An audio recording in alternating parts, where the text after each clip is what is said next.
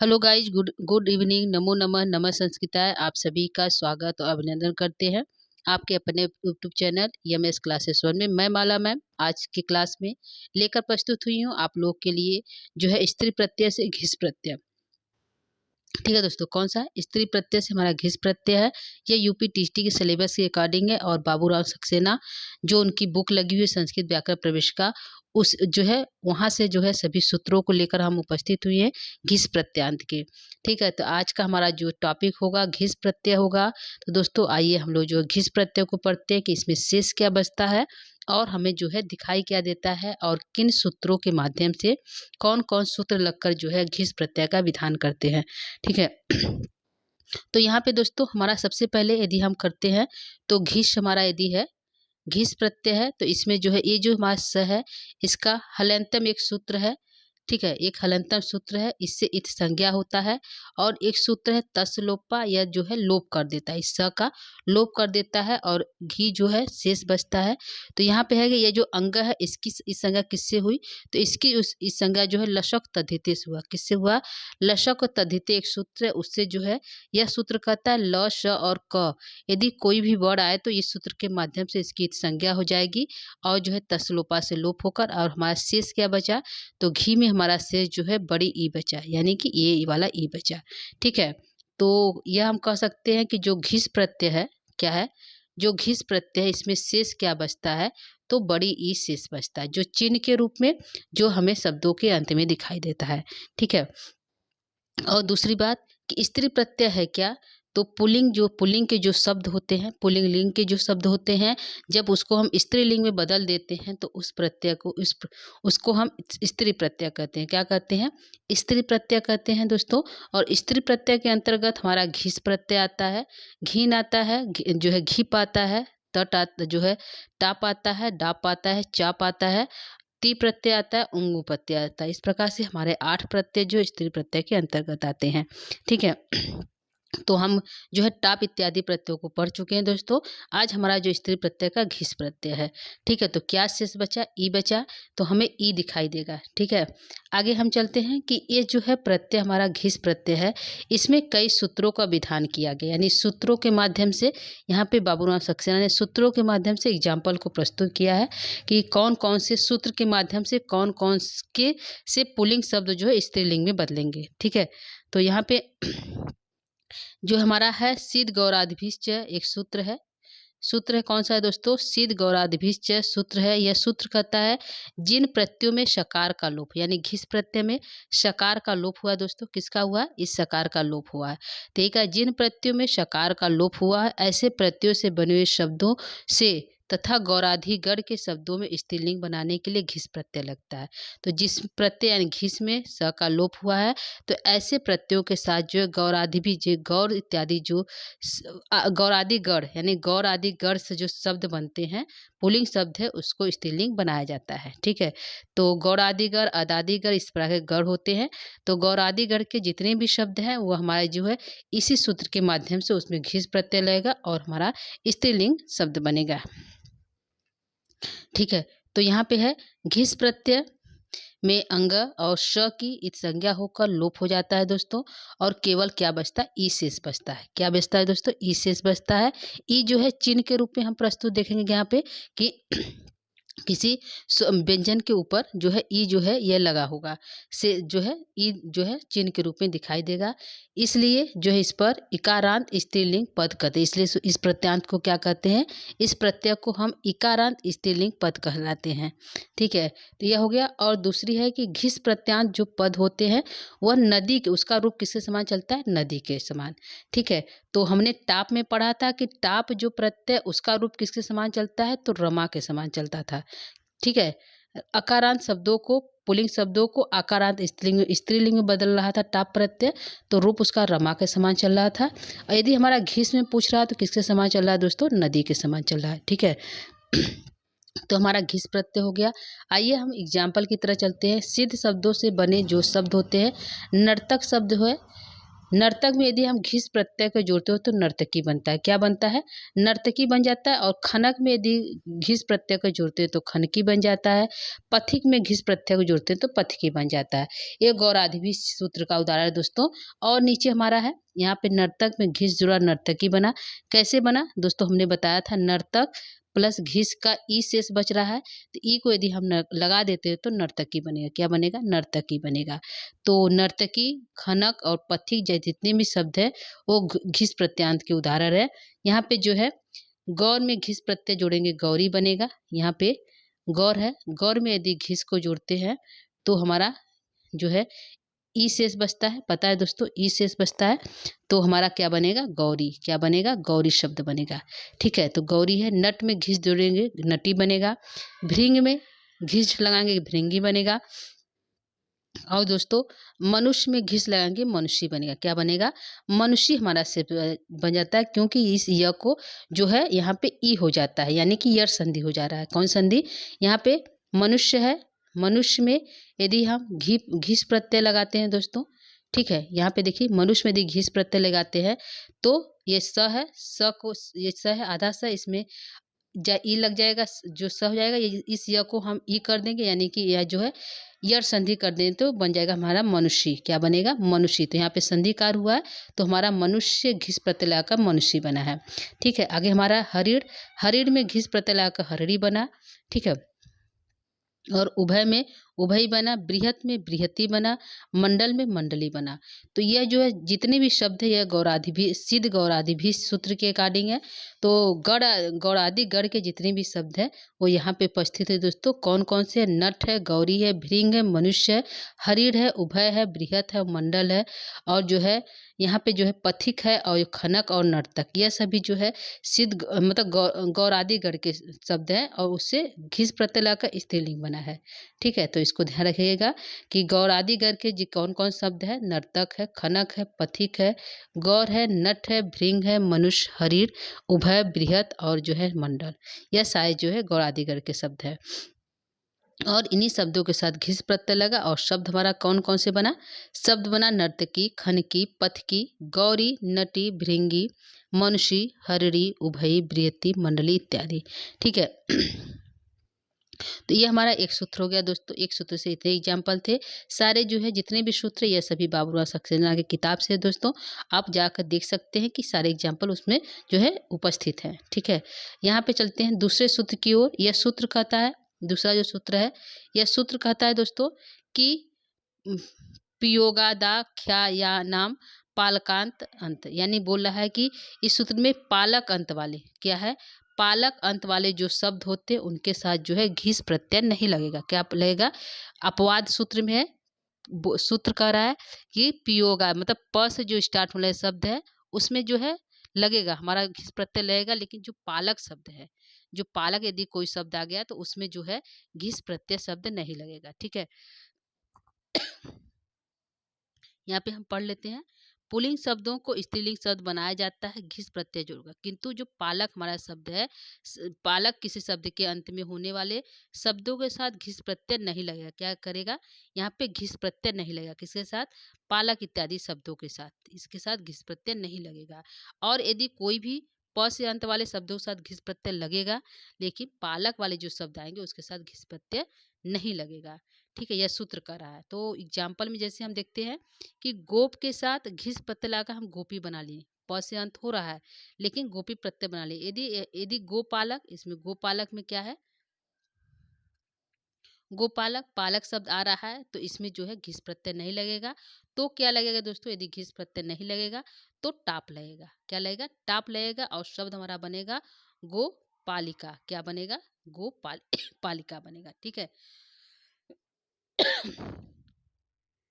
ठीक है दोस्तों, तो ये हमारा हो गया सूत्र। क्या कहा कि प से अंत वाले शब्दों के साथ घिस प्रत्यय लगेगा, लेकिन ऐसा कोई शब्द हो जिसमें पालक शब्द आता हो, ऐसे शब्दों के साथ घिस प्रत्यय नहीं लगेगा।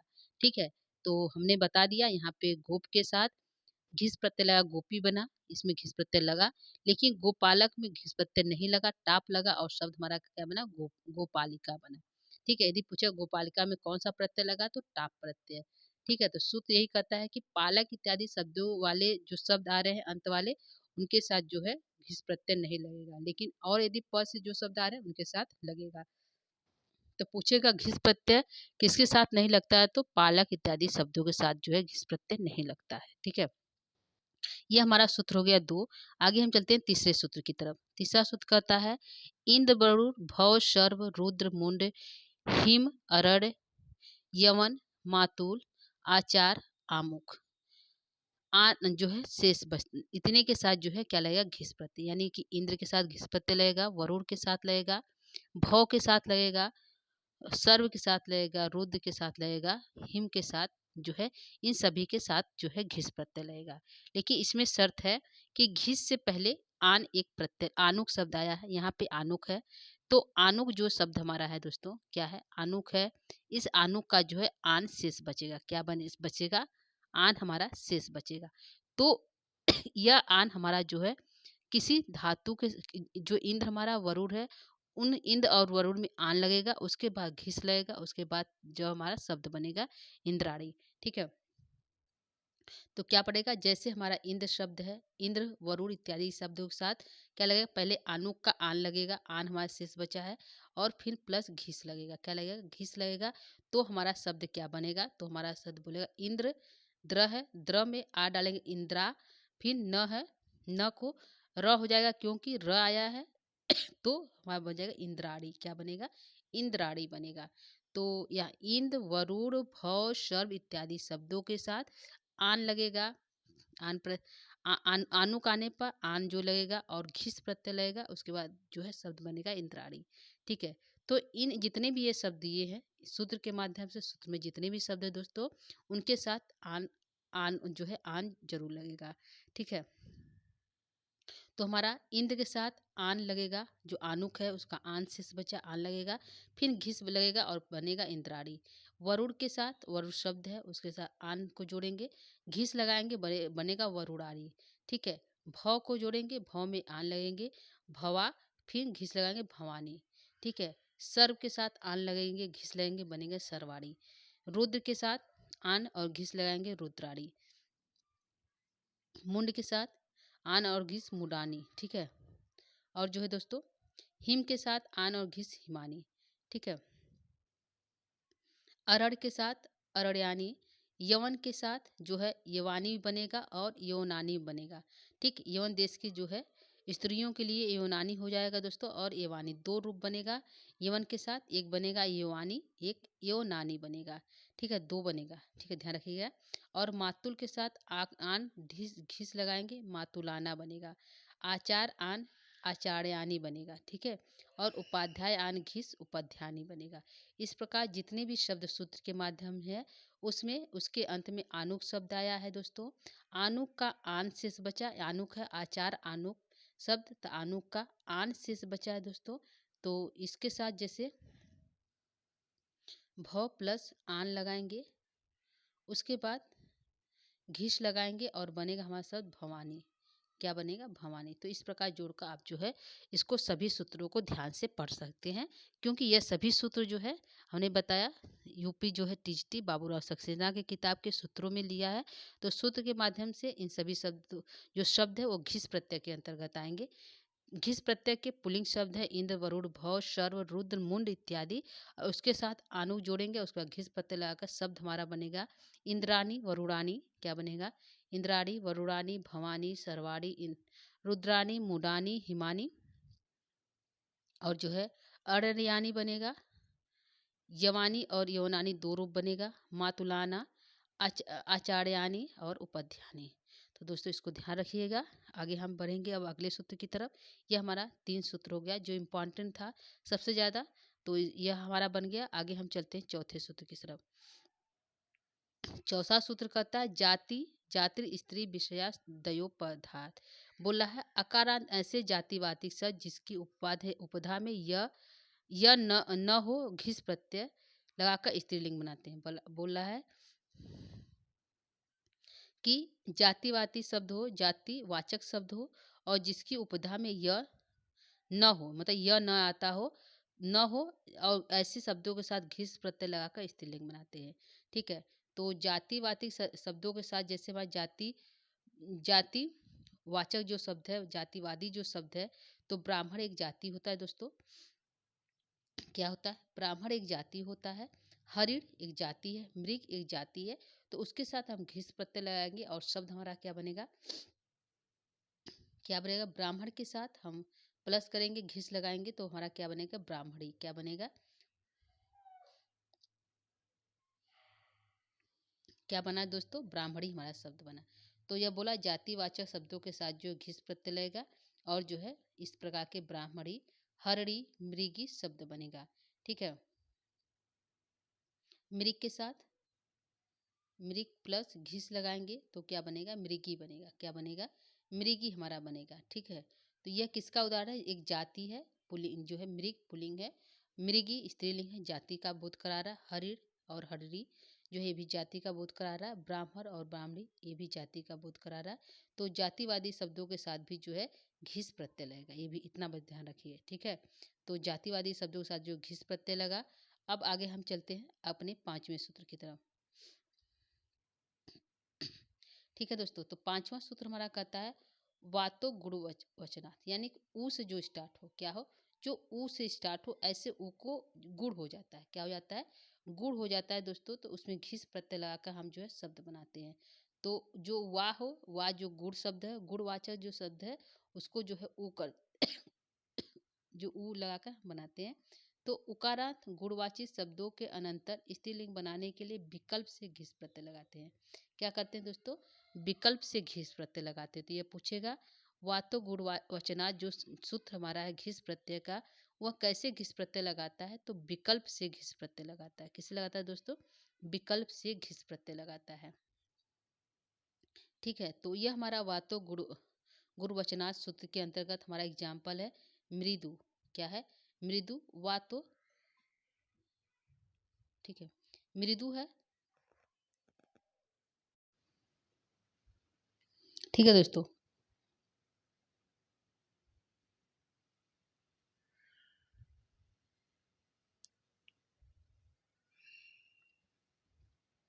तो हमारा शब्द क्या है दोस्तों? मृदु। मृदु, मृदु में हम घिस प्रत्यय लगाते हैं। कौन सा प्रत्यय दोस्तों? घिस प्रत्यय। तो हमारा क्या बनेगा? यहाँ पे जो है मृ और इस जो है दू को क्या हो जाएगा? दी हो जाएगा। दी में ऊ को डालेंगे और मृदी बन जाएगा। क्या बनेगा? मृदी बनेगा।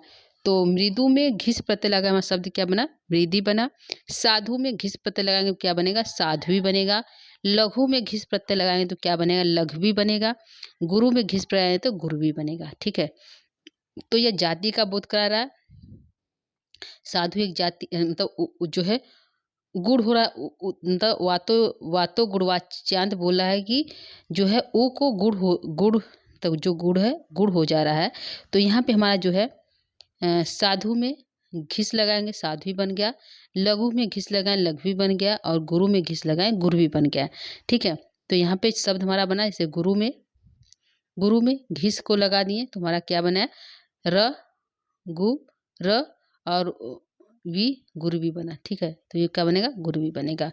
तो हमारा हो गया। यह अगला हमारा सूत्र था, 5वां सूत्र था, जिसके माध्यम से 4 एग्जाम्पल है दोस्तों। चारों ध्यान रखिएगा। ठीक है। चारों इम्पॉर्टेंट है और चारों में घिस प्रत्यय लगा है। ठीक है। आगे हम चलते हैं 6ठे सूत्र की तरफ।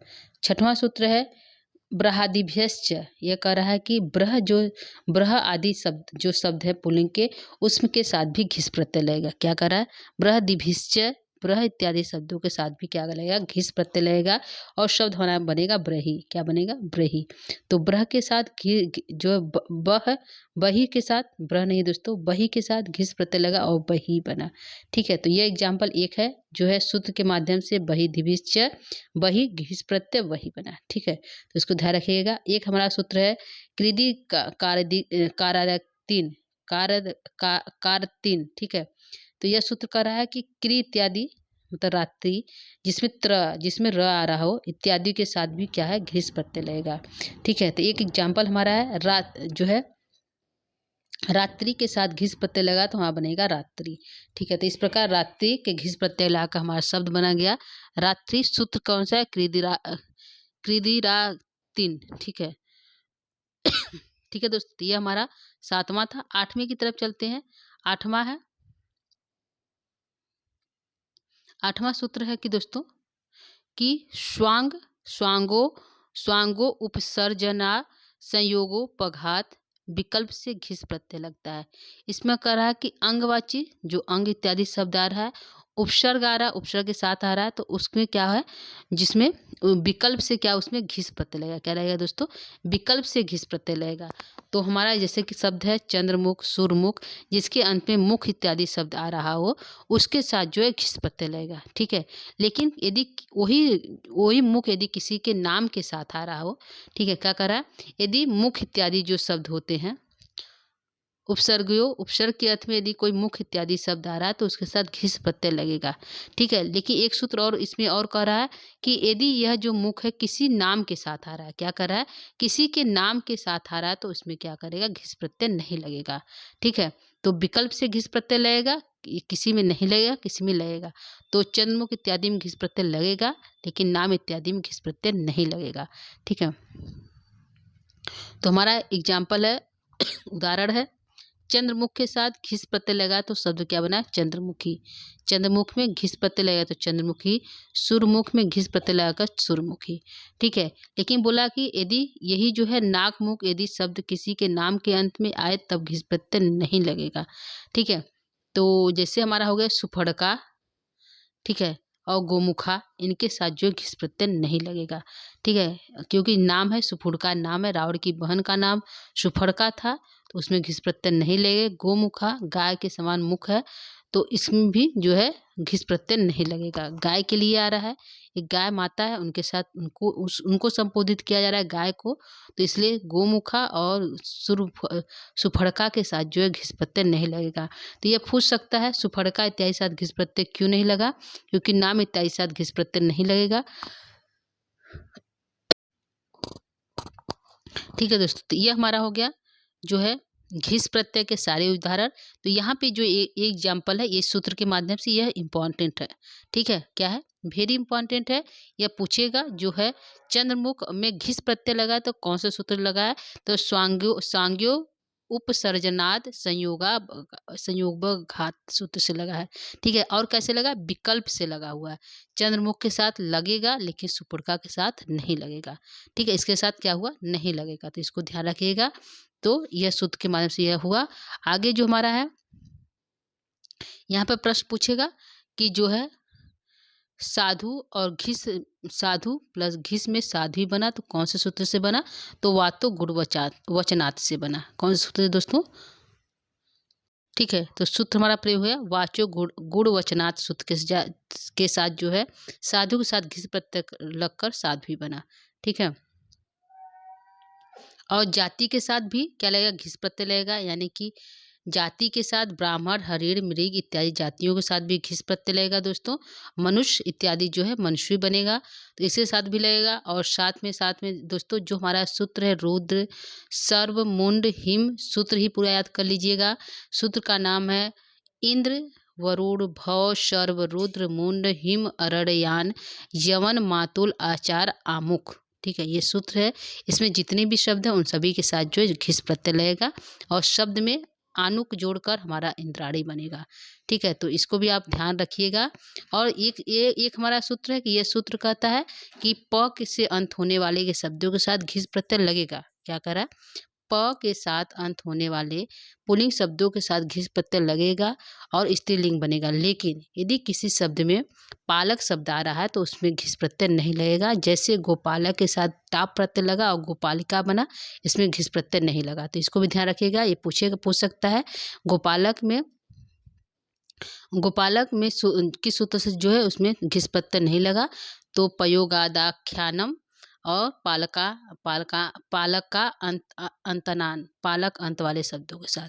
ठीक है, तो यहाँ पे हमारा हो गया दूसरा सूत्र। तो यहाँ पे एक हमारा यहाँ पे जो सूत्र है ये है, ये पहले सूत्र से है। घी जो है सूत्र का नाम है सिद्ध गौरादिभिश्च। यह सूत्र कहता है गढ़ का गौरादि गढ़, इसके अंतर्गत कौन से, जो गौरादि गढ़ है इसके अंतर्गत जितने भी शब्द आ रहे हैं उनके साथ जो घिस प्रत्यय लगेगा और जो है हमारा शब्द बनेगा। तो गौरादि गढ़ के शब्द कौन कौन से हैं दोस्तों, तो नर्तक है, ठीक है, खनक है, पथिक है, गौर है, नट है, भृंग है, ठीक है। और यहाँ पे मनुष्य है, हरिण है, उभय है, बृहत है, यह सभी जो है गौड़ आदि गण के हैं। तो इनके साथ जो है घिस प्रत्यय लगाकर हमारा शब्द बना है दोस्तों। तो यह हमारा था आज का क्लास घिस प्रत्यय। ठीक, इसलिए लिंक घिस प्रत्यय से था दोस्तों, जो हमने इसको पढ़ाने का प्रयास किया कि आपको समझ में आ जाए, समझाने का भी प्रयास किया है। तो दोस्तों, और इससे जो घिस प्रत्यय से जो है हम प्रश्नोत्तरी डाल चुके हैं। यदि आप उसको देखना चाहते हैं, मतलब यूट्यूब पे पहले ही बनाकर डाल दिए हैं। यदि आप उसको देखना चाहते हो देख सकते हैं। और यहाँ पे घिस प्रत्यय आज हमारा कंप्लीट हो गया दोस्तों। अभी हमारा जो स्त्री प्रत्यय के 2-3 प्रत्यय और बचे हैं, उसको लेकर हम फिर से उपस्थित होंगे दोस्तों आपकी कक्षा में। तो आज के लिए इतना ही। उम्मीद करती हूँ आपको जो ये कक्षा अच्छा लगा होगा, समझ में आया होगा। घिस प्रत्यय जो स्त्री प्रत्यय का एक भाग है, समझ में आया होगा, क्योंकि यहाँ से प्रश्न पूछे जाते हैं। नर्तकी इत्यादि जो शब्द होते हैं इम्पॉर्टेंट होते हैं, गौरी इत्यादि शब्द भी इम्पॉर्टेंट है। ठीक है, नर्तकी गौरी जो है अक्सर परीक्षा में पूछे जाते हैं, तो इसको ध्यान रखिएगा। इससे जो है घिस प्रत्यय लगा है और हमारा बना है गौरी और नर्तकी शब्द।